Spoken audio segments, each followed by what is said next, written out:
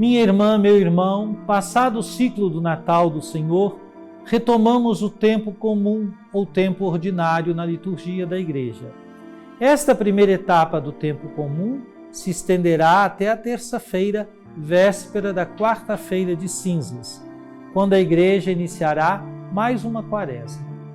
A liturgia do tempo comum vai nos alimentar com a palavra do Senhor, a fim de nos fortalecer na vivência da fé em Jesus Cristo, nosso Senhor, e de nos preparar para dar testemunho da fé batismal.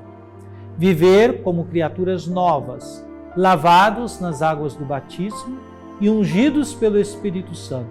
Somos todos chamados a levar ao mundo o bom perfume de Jesus Cristo, a iluminar com nossas atitudes caminhos novos para um mundo novo.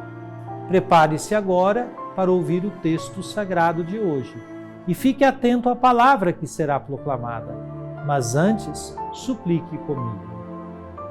Trindade Santa, Pai, Filho e Espírito Santo, vós vos revelastes Deus da palavra, quisestes dialogar com a humanidade de modo especial por Jesus, o Verbo encarnado.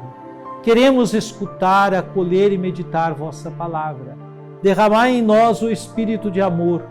Concedei-nos um coração que escuta, pondera, discerne e escolhe, em conformidade com vossa santa vontade. Enchei-nos do ardor missionário para dar testemunho da luz, a verdadeira luz, Jesus Cristo, luz do mundo. Fazei de nós servidores do vosso reino e operários da fraternidade, e deixai a Senhora Auxiliadora nos acompanhar nos caminhos desta história, inspirando-nos o cuidado pela vida e a promoção da paz. Assim seja. Amém.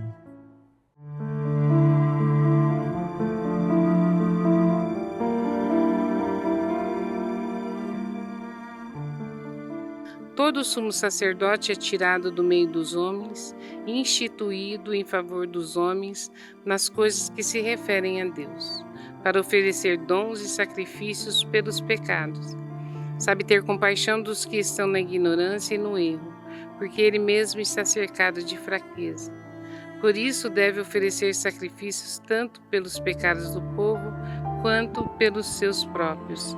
Ninguém deve atribuir-se esta honra, senão o que foi chamado por Deus como Arão. Deste modo, também Cristo não se atribuiu a si mesmo a honra de ser sumo sacerdote, mas foi aquele que lhe disse: Tu és o meu filho, eu hoje te gerei. Como diz em outra passagem, tu és sacerdote para sempre na ordem de Melquisedeque. Cristo, nos dias de sua vida terrestre, dirigiu preces e súplicas, com forte clamor e lágrimas, àquele que era capaz de salvá-lo da morte. E foi atendido por causa de sua entrega a Deus. Mesmo sendo filho, aprendeu o que significa obediência a Deus por aquilo que ele sofreu. Mas na consumação de sua vida, tornou-se causa de salvação eterna para todos os que lhe obedecem. De fato, ele foi por Deus proclamado sumo sacerdote na ordem de Melquisedeque.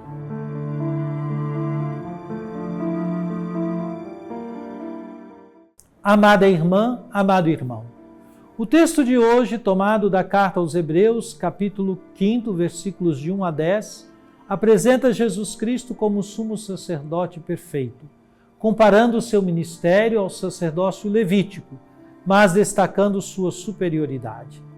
O autor aos Hebreus enfatiza o cumprimento definitivo do sacerdócio em Cristo, mediador entre Deus e a humanidade, que por sua obediência e sofrimento alcançou a salvação eterna para todos os que nele creem. Nos primeiros versículos, o autor trata do sacerdócio em geral, com base na tradição aarônica.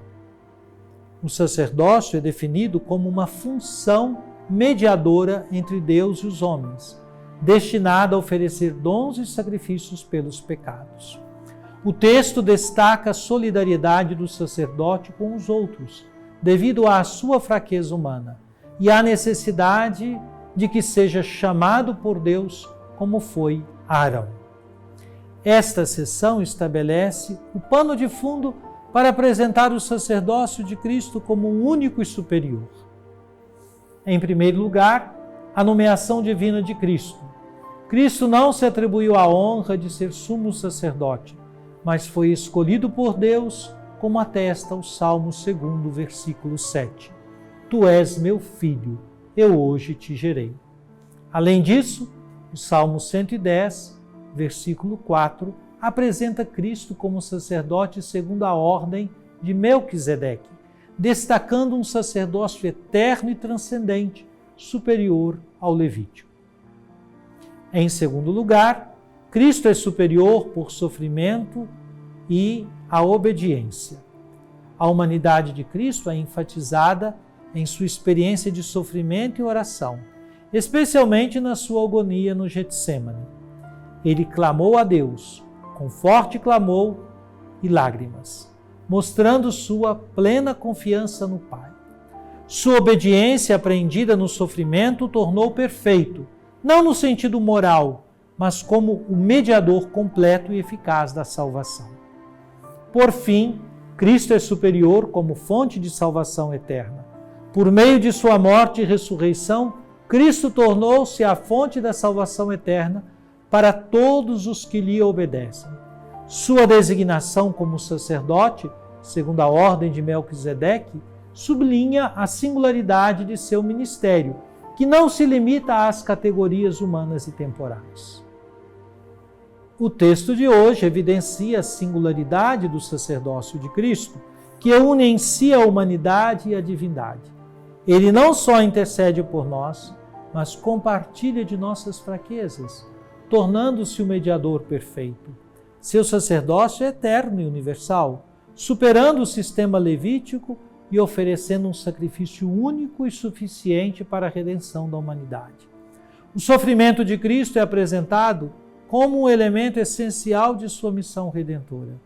Ele nos ensina a obediência e a confiança em Deus mesmo em meio às adversidades. Sua obediência filial ao Pai é o modelo para a vida cristã, marcada pela fidelidade e pela entrega confiante. Esta palavra convida os cristãos a reconhecerem Jesus como o único mediador e sacerdote eterno. Sua entrega total nos inspira a viver a fé com coragem, obediência e confiança em Deus, especialmente nas dificuldades.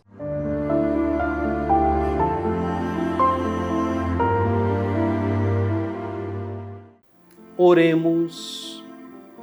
Ó Divino Pai Eterno, tendo ouvido e meditado a palavra sagrada, concedei-nos dar testemunho da luz do vosso amado Filho, Jesus Cristo, nosso Senhor. Ele que vive e reina convosco, na unidade do Espírito Santo, por todos os séculos dos séculos. Amém. E venha sobre você, minha irmã, sobre você, meu irmão, sobre sua família e sua comunidade, a bênção de Deus, Pai, Filho e Espírito Santo. Amém.